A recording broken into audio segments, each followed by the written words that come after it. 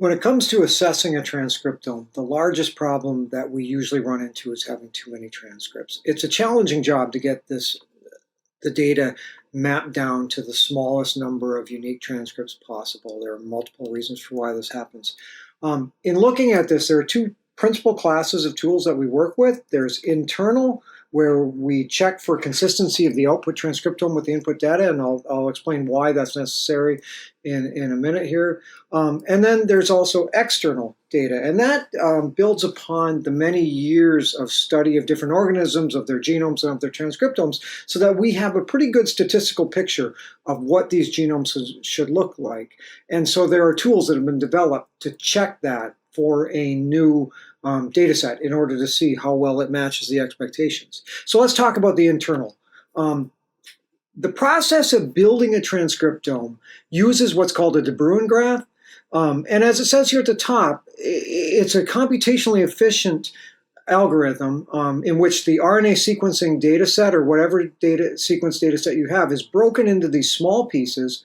A graph is built out of these small pieces. And as you might note here, the edges are built from overlaps, where the last 5 bases in this example match the first 5 bases in that one. So edges represent the sequences that have been seen, at least in the short term. And then your complete graph shows you all of the possible edges, and these colored paths through here show you the possible paths or the possible transcripts.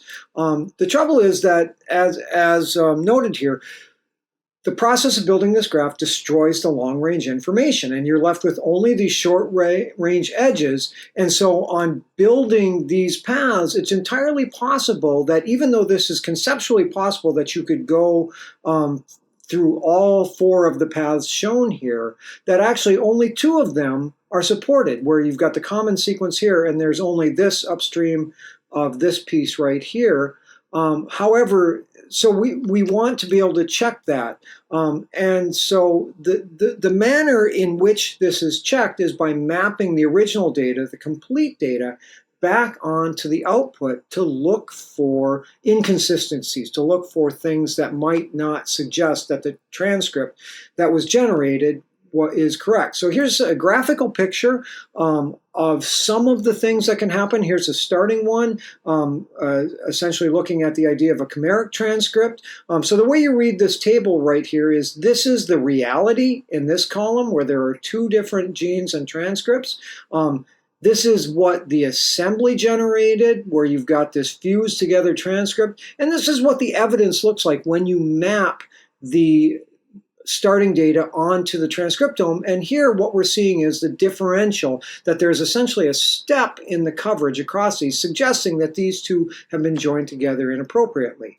Similarly, you can have things like unsupported insertions, where again, reality is this transcript, the assembly includes extra sequence.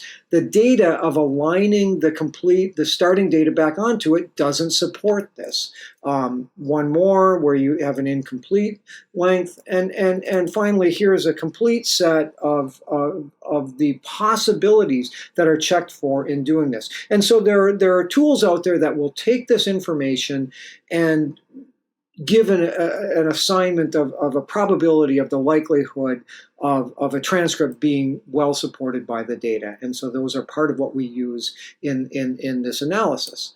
In terms of external assessment, mostly what we're looking at is conserved genes. We're looking for the protein coding genes that match up. Same process by which we do the annotation in many ways. So to start with, we'll talk about the homology matches. What you do is you're looking to analyze this by assessing the completeness of your transcriptome by aligning to a complete proteome of a well-studied organism, such as fly or nematode or mouse. As it says here, the more closely the model organism matches your unknown organism, the more you expect to see a complete number of hits and a complete alignment with these.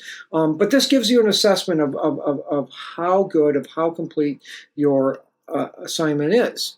The other tool that is used for this is an approach called BUSCO. This comes out of the Zabatnov group at the University of Geneva.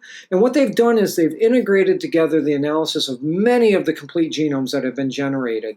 And what they've identified is a class of genes that when you look at a specific phylogenetic range of a specific evolutionary relationship, they've identified that there are groups of genes that are both universally present or nearly so, and also when they are present, they are present only as a single copy.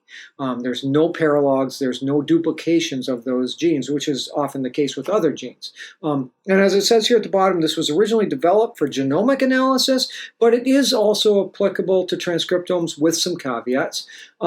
This is an earlier version of the data set they started with, and here you have the orthology database information. But basically, the way you read this is that for the eukaryotes, they looked at 90 different organisms. They selected 65 of them and identified 303 genes that were essentially these single copy orthologs across all of them. As you go into more specificity, for example, in mammals, they used 50 different organisms, and they found 4,000 genes that were present as single copy orthologs within each of those. The tools for this are built and are used. They're part of the workflow that we've included in this analysis. And what they do is they take an input transcriptome and either translate it to the proteome, or working with the transcripts directly, will make an assessment of this group of genes at the whatever level you choose in terms of the phylogenetic relationship that you want to make the comparison against. And what you get back is an output that looks something like this. And this is all just the commentary about the run of it up here. But the final point that makes sense is down here. There were 982 BUSCO genes for nematode in this version of the analysis. And you can see that 800 of them showed up as complete and single copy. Another 130 were complete and duplicated. And then you have 28 fragmented and 17 missing. This is a pretty good result.